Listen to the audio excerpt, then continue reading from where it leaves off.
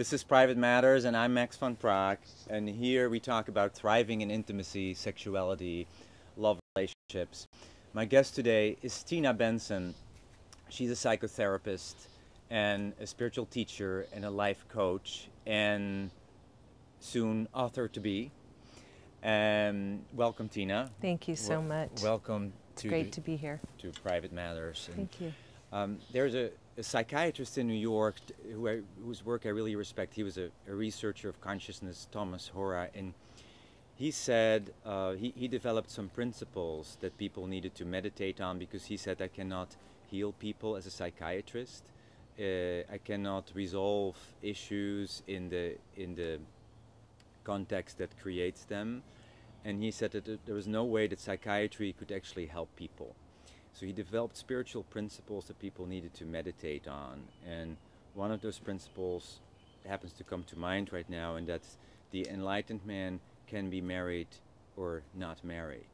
In other words, somebody who's really aware discovers that it's not better to be married than to be not married, or to be in a relationship or not to be in a relationship. Would you agree with that? Well, I think relationship is one of the most powerful spiritual paths I know. So can somebody be enlightened without it? Absolutely. Can it serve as a potent path to self-discovery and awakening? Absolutely. Like nothing else I've ever known, actually. So can I talk a little bit about some research that I did? Yes. Okay, so following 9/11, I embarked on research to see what people would say to the question, what really most matters to you? Because I was frustrated after 9/11 by the polarization that was going on between us versus them, good doers versus evil doers. And I, after working with thousands of people over now almost 30 years, my experience sitting with people is that we're more the same than we are different. And I wanted to see what people would say to the question. So I embarked on a research project, and I asked people, in the deepest part of your soul, what really most matters to you? Beautiful. And I expected we would pretty much say the same thing. And I asked people of all different religions, all different walks of life, socioeconomic backgrounds, gay, straight, rich, poor, American, not American. And yes, people were saying the same thing, but what surprised me was what they were saying. What they were essentially saying is that at the deepest part of us as human beings, what really most matters is feeling connected to something beyond ourselves. That there is a cellular memory in each of us that remembers an experience of being connected to Source, whatever a person meant by that and whatever language they used to describe it. And so I've been looking at relationship as a way that people go about trying to connect to Source.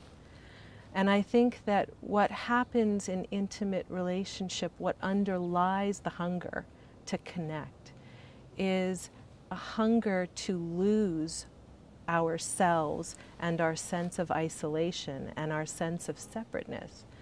And part of the glory and part of the horror of intimate relationships is the fact that we, in the best of relationships, we come together, especially if you're a tantric practitioner, we come together in these heightened states of union, but we separate. The union happens and then we separate, and it happens and we separate. And when it happens, we are reminded that we're part of something bigger. We feel connected to something bigger. We lose our sense of separateness and isolation. People also lose their sense of self-centeredness and selfishness when they are merging with another, or in love, or this is one of the ecstatic aspects of falling in love, I think, is that we are losing our focus on ourselves. There's like the other person, and suddenly we are able to do loving things that normally wouldn't come to our minds. And well, I think that, when you fall in love with somebody, you lose temporarily your ego state of consciousness, right? yes. And you become like the divine. So the best of who we are is what starts to show up when we're falling in love with somebody. The most divine qualities of what we're capable of show up, and we evoke that in the other. And that's what transpires between us, is a third other that's better and bigger than either of us. What happens, however, and the trouble that relationships get into, is the union that happens, even in its most ecstatic, most divine, it doesn't sustain forever, right? It's unsustainable as a permanent state of being. So separation happens, and that's as it should be, because God wires it up that we come together and we separate, because we have to keep returning to ourselves and our own journey. If we didn't, it would get really reckless and irresponsible. So we come together, it's ecstatic, it's tantric, it's divine, it's glorious, it's beyond anything, it's what we all hunger for. Yeah. And we lose ourselves and we celebrate it. But separation has to happen. The problem becomes, do we know how to be with ourselves and our other in the moments of separation? What happens in those moments of separation is where the trouble starts to happen in relationship. If it's misinterpreted as, you've abandoned me, you're neglecting me, you've emotionally withdrawn from me, rather than understanding, I'm returning to myself and my own journey because I must. Mm-hmm. I have to return to my own journey. And then I will return to you with more of myself to bring. Yes. But what happens in the separation is the ego returns. It went away while we were in tantric, divine, ecstatic love. It disappeared, it dissolved. And then it returns and we're back and we're looking at each other now through the eyes of ego. And ego would say, well, you've left me, you've abandoned me, you're hurting me, you're being mean to me, you're being unkind. And the question becomes, how do we, as evolving human beings, tolerate the separateness when it happens? How do we understand that when it happens? And how do we make the most use of it so that we can come back, allow the separateness to allow the hunger to build back up again, and the desire, so that we can come back together with it? Yeah. So that's what I was saying in the beginning, is if you look at it like, it's not better to be with somebody than to be alone. But every situation offers the right challenge or the right material for your growth. Yes, I mean, if we're talking about relationship as a spiritual path, then you have to understand that together and alone is part of what the journey is about.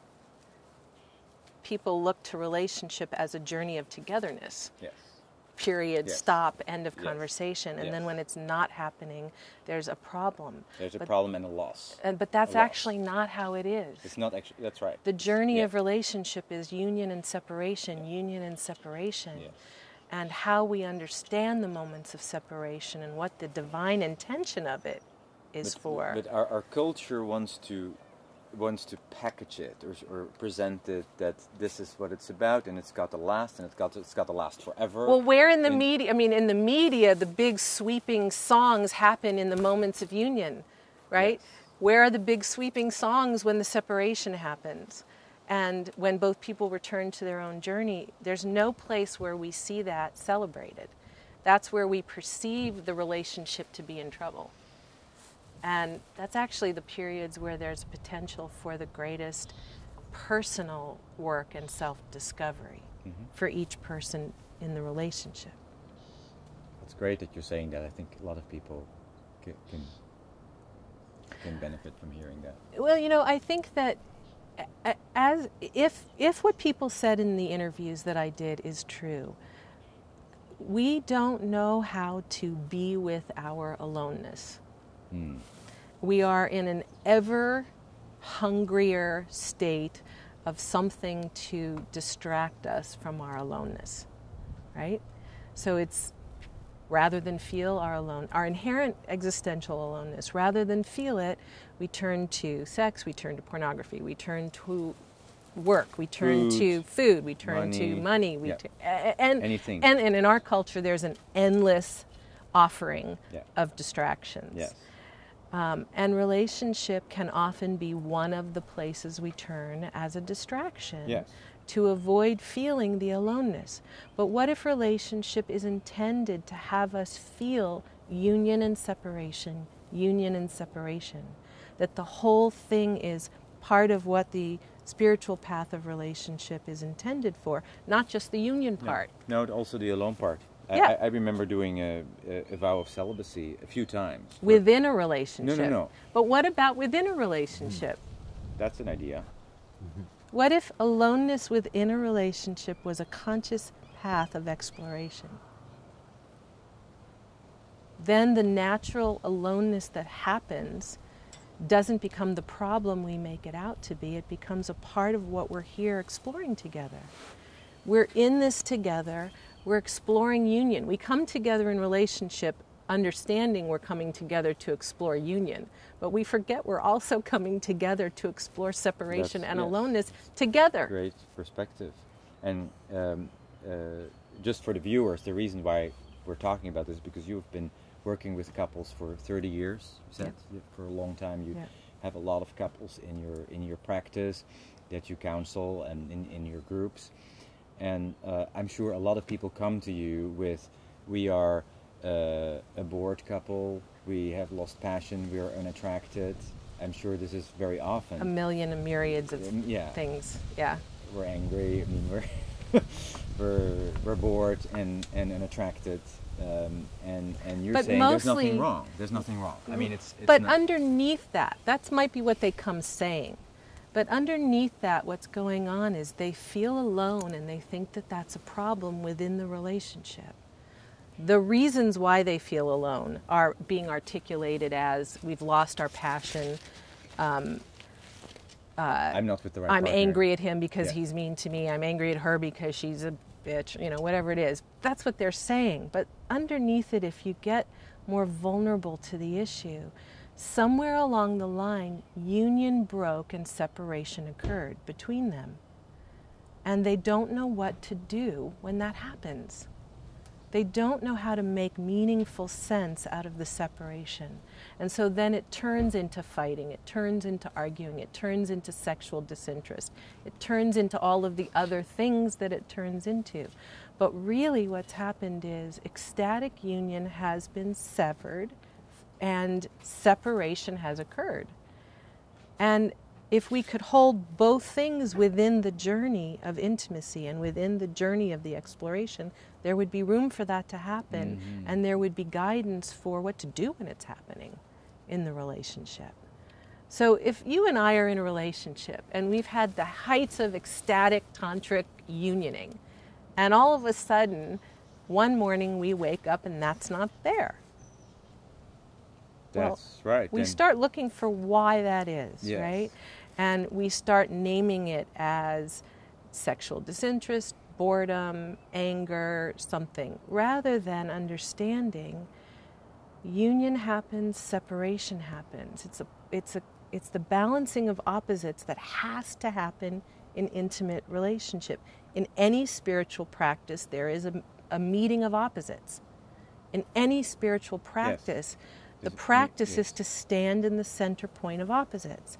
Well, we can't separate intimate relationship from that and say, well, the only thing that's intimate relationship is for is the union half of the story. What about the separate part of the story? The word that's coming to mind right now, and maybe you have a comment on that, is commitment. How does that relate to commitment? That's when our commitment is tested, or maybe you don't talk about I think it's a matter of what commitment is to.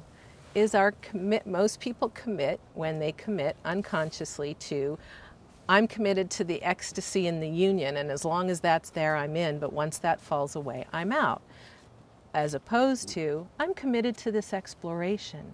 I'm committed to exploring with you union and separation. I'm committed to being by your side when I feel profoundly alone, and learning how to be comfortable in my own aloneness while you're learning how to be comfortable in yours, and allowing that aloneness to build the hunger and the desire back up so that we can come in. I mean, this is the place I would like to read that poem if I could. Yes, please. Is that okay? Please. So this is a poem that actually came to me recently through a mutual friend of ours. You've surely heard it. When Man Enters Woman. I've not heard it. Okay. When Man Enters Woman by Anne Sexton. When man enters woman, like the surf biting the shore, again and again, and the woman opens her mouth with pleasure, and her teeth gleam like the alphabet, Logos appears milking a star. And the man inside of woman ties a knot, so they will never again be separate. And the woman climbs into a flower and swallows its stem, and Logos appears and unleashes their rivers. This man, this woman, with their double hunger, have tried to reach through the curtain of God, and briefly they have, though God in his perversity unties the knot. Unties the knot. So this piece about they've reached through the curtain of God, he's tied the knot so they will never again be separate, is the illusion, the same illusion as we ride off into the sunset to live happily ever after. Yes. Yes. What if the reality is the knot gets tied in moments, and then the knot must be untied? And then the knot gets tied again out of our double hunger. And then God unties the knot. And that's what we have to learn to tolerate. And not only tolerate, embrace as a spiritual path, because every time the knot is untied, we are returned to our own aloneness. And that's where we have to begin to open to what's underneath the fear of being alone. What's underneath that? If I learn to tolerate that Sure. fear of being alone, the floor opens up and there's a glory greater than Yes. anything. Then I don't have to Right? cling. This is my opening statement. Then I Right. don't have to cling to this person, or I don't have to eagerly seek a partner when I'm alone because I'm fine. But I might seek when I'm alone. My aloneness might become unbearable and I might seek Yes. union. Yes. But if I understand that the knot gets tied temporarily, and we come together for a moment of union that releases us both from the suffering of aloneness, and it's glorious, and it's ecstatic, and we reach through the curtain of God, and we touch the cosmos, and God in his perversity unties the knot, so that I come back to my aloneness, and you come back to yours, and we learn to tolerate that and embrace that, and something even more divine reaches up from the earth and grabs us. What if that's what it's about? So there's one more quote. This is so exquisitely beautiful. The human passions are life impulses which have been perverted, and so skillfully perverted that it is very difficult to discover beneath their complications the almost divine power which is their source. Could you say that again? The human passions are life impulses which have been perverted, and so skillfully perverted that it is very difficult to discover beneath their complications the almost divine power which is their source. The divine power which is the actual source beneath the perverted life impulses and passions. Yes, I see. And it sounds like you could have written this. I wish I would have. It was written by a French mystic, not I. I wish I would have. Yeah, it's powerful. It's powerful if we don't have to, if we can be okay with the separation. Yeah. It has to be that Yeah. way. The illusion that we tie the knot forevermore and ride off into the sunset to live happily ever after, the illusion is causing the discontent. It's right. It's an illusion. Yeah. The reality is we come together in glorious, otherworldly, transcendent, ecstatic union. And then we come back to ourselves because we must. And then from there, the hunger builds and we come back to each other again. And there's not a problem when we come back to our aloneness. That's our chance alone to reach through the curtain of God by ourselves. If I'm reaching through the curtain of God by myself and you're reaching through the curtain of God by yourself, imagine the curtain we can reach through together when we've both done that on our own and borne the challenge of that. That's the journey. So yeah, the journey of that you were talking about of relationship. Yeah, I would say so. Yeah. So another way, there's no other way that would really work to look at relationship then. Well, there's a lot of illusions and ways to look at relationship that I think set up profound discontent and disappointment, and why the divorce rate is over 51%, and why there's so much business for people like me working with couples.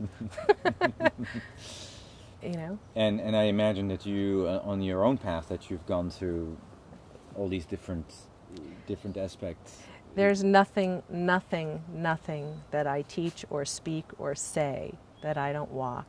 That you don't walk, yeah. I wouldn't know to say it or speak it or teach it if I had read it from a book. Of course, yeah.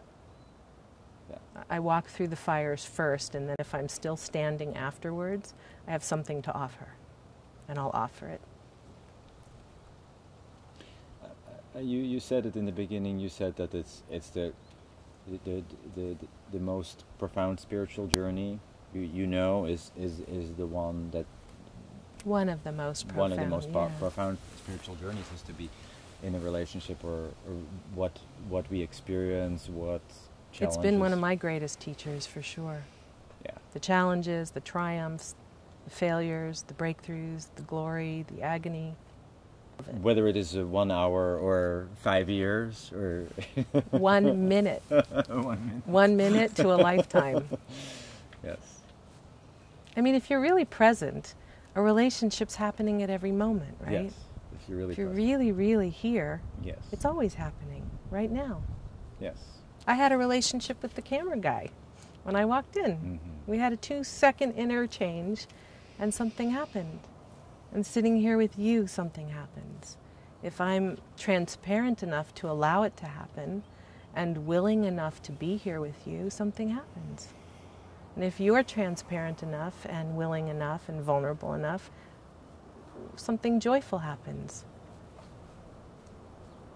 That's true. Potentially. Potentially, yes. Yes, it's about how present we are. Isn't it uncomfortable, though?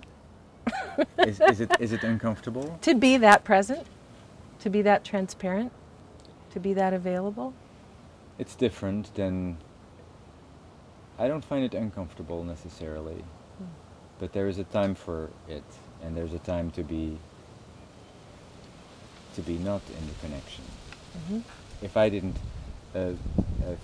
feel some connection to God through connecting about this topic, I wouldn't be doing the show. Yeah.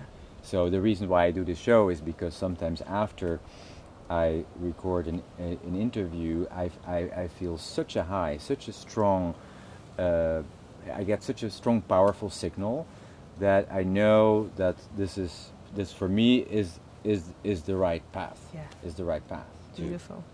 To sit here with you and to talk about this. And that's how I feel, exactly how I feel about the work I do. That it's the right path. Yes. That my life's journey is in service, that whatever I've learned, whatever I've stumbled upon, whatever I've struggled with, whatever I've agonized over, whatever I've broken through into understanding, I'm intended to be a conduit to pass that on in whatever way it serves. And life shows up and tells me how to offer it. Yes, and you're responsive. And yes. I respond. Yes. I usually ask at the end of the interview, what is hot? What is hot to you? I guess this is what I want to ask. Yeah. What is hot? What is exciting? Exactly this journey that we've just been talking about. That's what I thought. This yeah. dance between union and separation.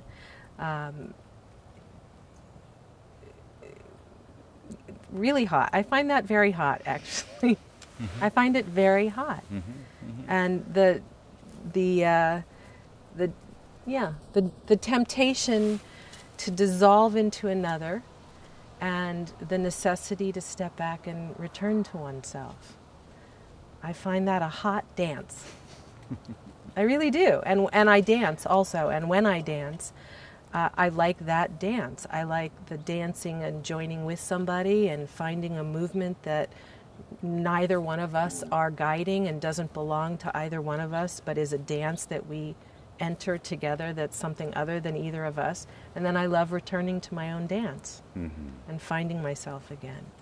It's wonderful if we can dance and have our roots deeply into the earth. And what I appreciate very much about you is that you have deep roots, and you are very earthy and very grounded. You have very deep roots. And thank you. I want to offer the viewers the chance to contact you. How can people find you? How do you work? I have a private practice with offices in Mill Valley and San Francisco where I see individuals and couples. I'm currently leading a year-long couples group, and I offer those frequently. I've also offered women's retreats and couples retreats and ecstatic dancing retreats and Enneagram workshops and any number of things. I have a website, soulwhisperer.com. Soulwhisperer.com. What a name. What a beautiful name. Thank you. And where did the name come from? My husband. He's the one who named that. He named it? Yeah. Yeah. And I have a film that was a culmination of the interviews that I was talking about. The film is on my website. What matters most? Yes. So people can see the film. And so, yeah, that's how people can find me. That's what I'm up to. They can find you, they can call you, and they can come sit with you. Yeah. And yeah, I work with people individually and in couples. And periodically teach workshops and seminars and retreats. I also take people traveling to sacred sites around the world. Yes, you've been to India. I have, many times. Yeah. Yeah. Thank you for all the work you do, and thank you for coming on the show today. Thank you so much for having me. Yes. It's a wonderful, wonderful subject matter that you're exploring here. It's important. Really, really yes, important. We need to talk about it. Yeah. And that's what we do here on Private Matters. We talk about thriving in intimacy, how to get close to people. Thank you for watching. We'll be back with more.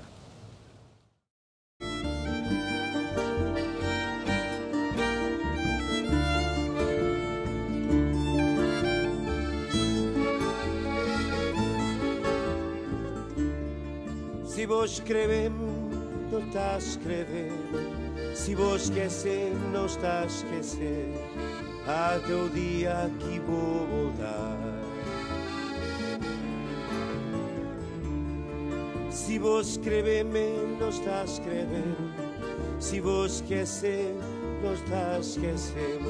Até o dia que vou voltar.